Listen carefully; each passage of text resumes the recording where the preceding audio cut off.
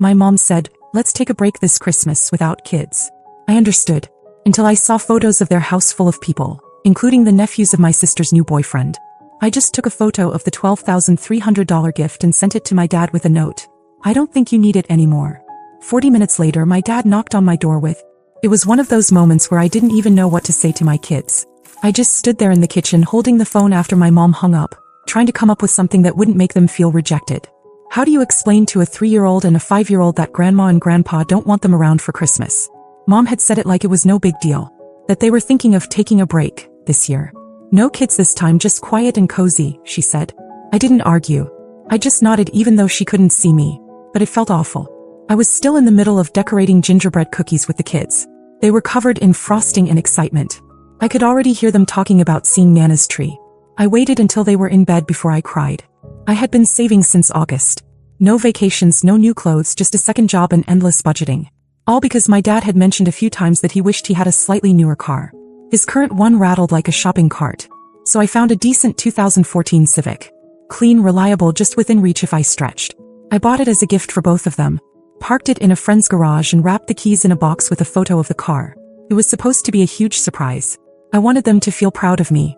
I wanted to be part of the family again. I thought maybe they'd finally see I was doing okay. So I said nothing when they told me not to come. I figured maybe they just needed space.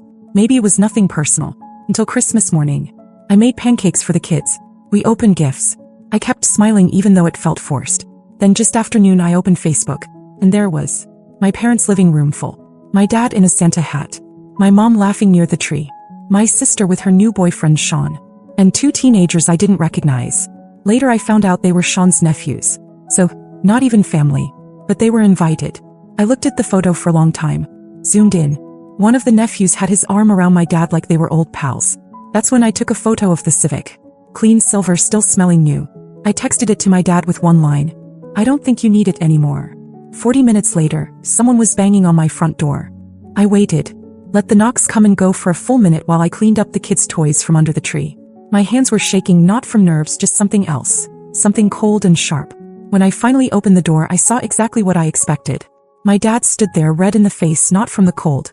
Next to him was Sean, my sister's new boyfriend. The one I barely knew. The one whose nephews were apparently more welcome at Christmas than my own children. My dad didn't waste time. He said if the car was really meant for him, he wanted to give it to Katie and Sean. That they were talking about starting a family. That it would help them get on their feet. He said it so confidently, like I just nod and hand over the keys. Like I hadn't spent 6 months scraping together every extra dollar to buy that Civic. Like I hadn't stood in the dealership parking lot crying after signing the papers. I didn't answer at first. I just stared at both of them. Sean wouldn't even make eye contact. My dad kept talking, saying this was the kind of gift that should bring people together, and that I was being selfish by pulling it back just because of a misunderstanding. A misunderstanding? I asked him if he understood what it felt like to have to lie to my own kids. To tell them grandma and grandpa were too tired for Christmas this year, only to see strangers sitting in our spots in their living room. My 5-year-old made a card for them. My 3-year-old kept asking if Nana would have hot cocoa. I had to fake a smile and tell them we'd make our own holiday. Alone. Then I turned to Sean. Asked him if he thought it was normal to show up with 2 random teenagers to someone else's family Christmas, knowing full well the daughter and grandkids had been uninvited. He opened his mouth like he might say something, then just looked at the ground. My dad snapped that I was being dramatic. That the car wasn't about me, it was about doing something good for the family. That if I wanted to make a difference, this was how I could do it. I asked him what family. The one that forgot we existed? The one that couldn't even fake interest in my kids' birthdays but had room for Sean's nephews? He didn't like that. He said, fine, then let's just see the car. Maybe they could talk me into changing my mind once I'd calmed down. I said maybe. Told them I'd think about it. Let them hang in that hope for half a breath.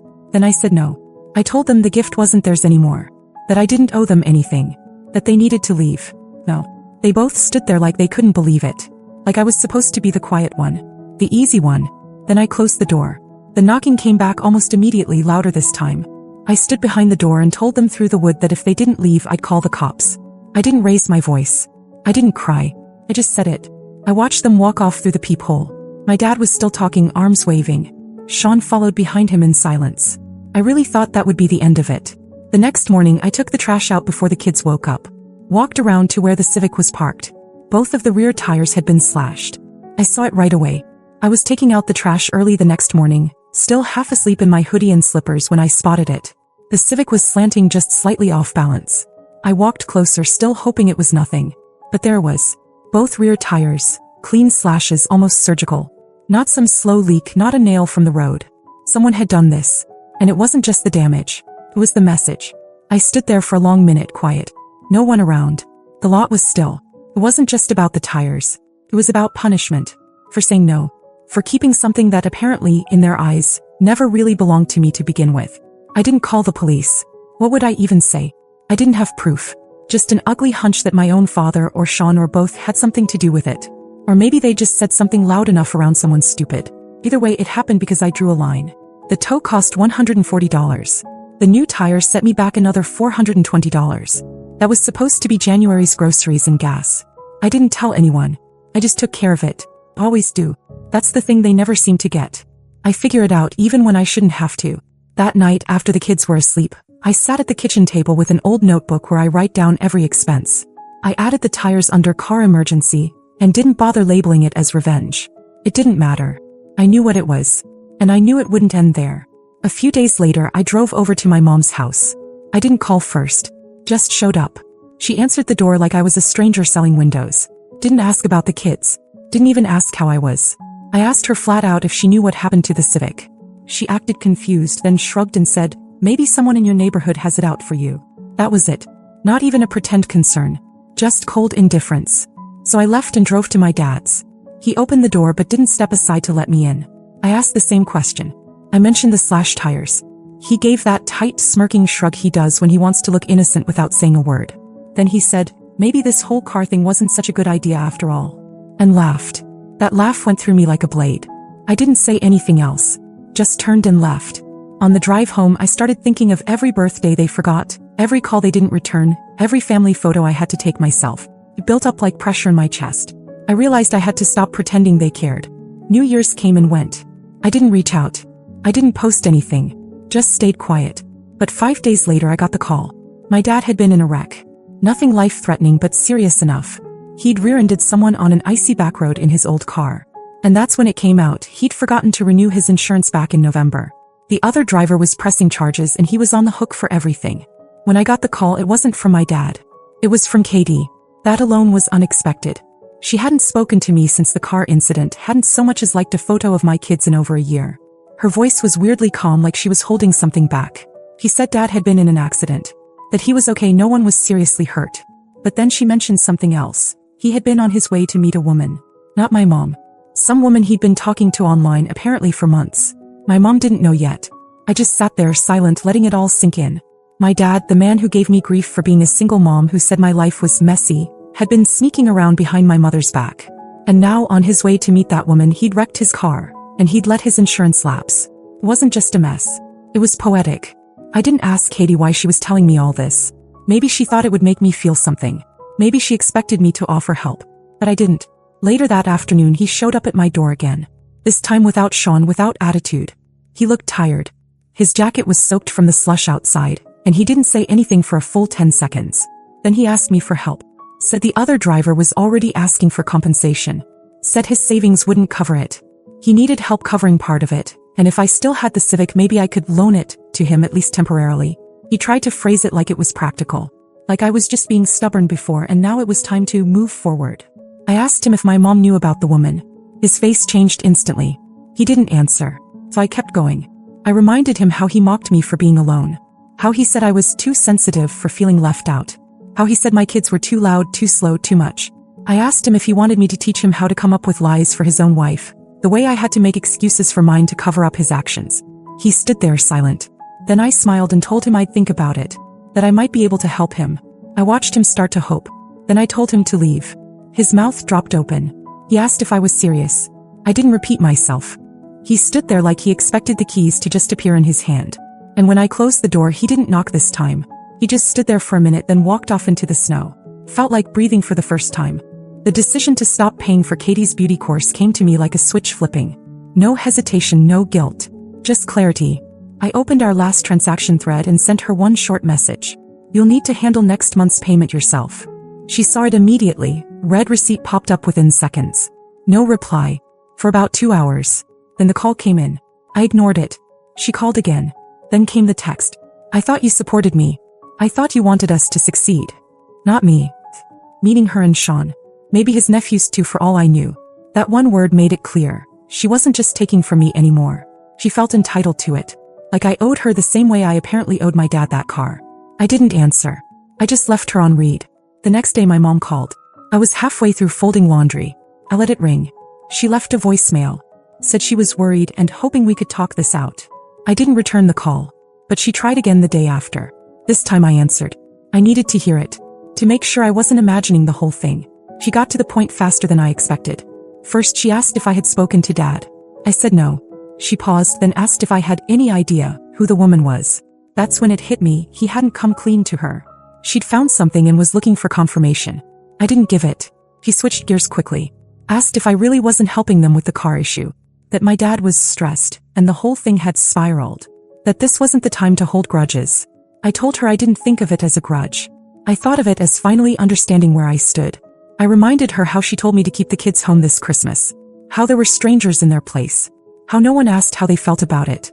Then I asked her when the last time was that she even spoke to my kids. She didn't have an answer. I said maybe it was time she started figuring things out without me. Just like I've always had to figure things out without her. Then I hung up. That night, the family group chat that used to send out those recycled holiday memes and half-hearted birthday gifts went completely dead. Nothing. No awkward, Happy New Year messages. No, how's everyone doing? Silence. For a moment I felt the weight of it. But then I sat on the floor with my kids. We made paper snowflakes and watched cartoons. I listened to them laugh at something that made no sense. I felt calm for the first time in months. Over the next week, my sister stopped posting her usual filtered selfies with motivational captions. My mom stopped forwarding recipe videos I never asked for. My dad disappeared completely. By the time February hit, it was official. We weren't pretending to be a family anymore. By mid-February, the quiet had turned into something solid. It wasn't awkward anymore. It wasn't tension waiting to explode. It was just absence. No calls, no texts, no fake check-ins from Katie or just wondering how you're doing messages from Mom. My dad never followed up after I shut the door in his face. And yet, for once, it didn't feel like I'd lost anything. It felt like finally stepping out of a room that had been suffocating me for years. One night, after the kids went to sleep, I opened the photos on my phone. I went through the Christmas pictures. My kids smiling on the carpet holding toys I wrapped in newspaper. The little car keys I never gave away. Then the slashed tires. The tow receipt. The photo of the Civic after I got it repaired, polished, and sitting like a victory I never intended to celebrate. I swiped through all of it. Then I opened a flight app and typed in, "Anywhere warm." I wasn't even planning to buy anything. But when I saw a deal to Clearwater Beach, cheap round trip for nights in a modest family motel, I clicked without thinking too hard. I didn't want to plan it to death. I just wanted to go. I paid for the whole thing with the extra money I hadn't used on gifts. Some of it had been meant for groceries in January, but I'd stretched what I had. Like always, I told the kids we were going on an adventure. I didn't say anything about who wasn't invited. We flew out the last week of February. The kids had never been on a plane. My 3-year-old cried during takeoff. My 5-year-old fell asleep as soon as we were in the air. We landed to 72-degree weather and palm trees and the sound of gulls that didn't care who I had or hadn't spoken to. The motel was cheap but clean. It had chipped paint, noisy air conditioning, and a view of the parking lot, but the beach was 2 blocks away. The kids ran straight to the sand like they knew they were allowed to be happy here. Every day we collected shells. Every night we watched something funny on TV while sharing microwave popcorn. On the second night I finally posted a photo. Not for them, for me. The kids' faces lit by sun and sea air, holding up a lopsided sandcastle. No hashtags, no explanation. I knew they saw it. They just didn't say anything. On the third night I got a message. From my dad. "Did you really sell the car?" That was it. No greeting. No apology. No mention of the accident, the woman, the slashed tires, the months of silence. I didn't answer. I already had. When we got back, I sold the Civic within a week. Took the cash, paid off the last of a credit card that had been dragging me down for years and stuck the rest in savings. Katie texted me a week later. "Guess you're done pretending to care." I didn't respond. The truth is, I'm not pretending anymore. I care about what matters. My kids. Our life. The warmth in their faces when they feel safe. The space I've built for them without asking anyone for permission. I used to wonder what it would take for them to see me differently. To finally take me seriously. Now I don't care if they ever do. They had their chance to be part of our story. They chose not to be. The update. It's been a few months since everything with my family came to a head. Winter turned to spring, spring turned to heat waves, and somewhere in between I stopped waking up with that tight knot in my chest. The kind that made me feel like I was missing something, or that I was about to be blamed for something again. The kids are doing better than ever. My 5-year-old started asking big questions. Space, bugs, why people lie. My 3-year-old finally figured out the difference between a whisper and a scream, which is a huge win in our house. Our mornings are chaotic and messy and completely ours. I hadn't planned on posting anything else. I thought the story was finished. But something happened last weekend that caught me off guard. I was walking through the produce section at the grocery store, pushing the cart with one hand and trying to keep my toddler from hurling bananas out with the other. And then I saw her. My mom. She looked smaller somehow. Less composed. She had a basket with just 3 things in it. 2 apples and a frozen dinner. She noticed me before I could turn away. Our eyes locked. And then she walked toward me slow, like she wasn't sure I'd let her get close. She didn't ask how I was. She didn't talk about what happened. Instead, she reached into her coat and pulled out a folded piece of paper. She said, "I don't expect anything. I just hope you'll read it." I didn't say a word. Just nodded and took it. Then I pushed the cart forward and left. I didn't read the letter that night. I let it sit on my kitchen counter for a day. Then another. On the 3rd night after the kids were asleep, I finally opened it. It was written in her handwriting. Neat, careful. No grand apology. No dramatic explanations. Just her saying she hadn't understood. That she thought I didn't need them. That she assumed my strength meant I was fine. She said she regretted how things unfolded but understood why I walked away. She didn't ask me to fix anything. He just said she missed me. And the kids. It shook me more than I want to admit. I haven't answered. I don't know if I will. Maybe someday. But right now I'm still trying to protect what I've built. The peace. The space. The safety my kids and I finally have. I also got a message from Katie. It was vague and weird. Just a photo of a makeup kit with a caption, "Back at it again." No context, no actual words. I didn't respond. I'm not ready to pretend everything is fine. I don't think I ever will be. Right now I'm focusing on us. I finally booked the pediatric speech therapist I'd been putting off forever. I found a side gig I can do from home at night. I'm planning a road trip for the fall, just the 3 of us. And I'm still not sure what comes next. Maybe there won't be another update after this. Maybe life will just keep unfolding quietly like it always should have. But to everyone who's read this far, who messaged, who silently rooted for me, thank you. Truly. You helped me feel seen at a time I was convinced I was invisible. Whatever happens next, we're okay. We really are.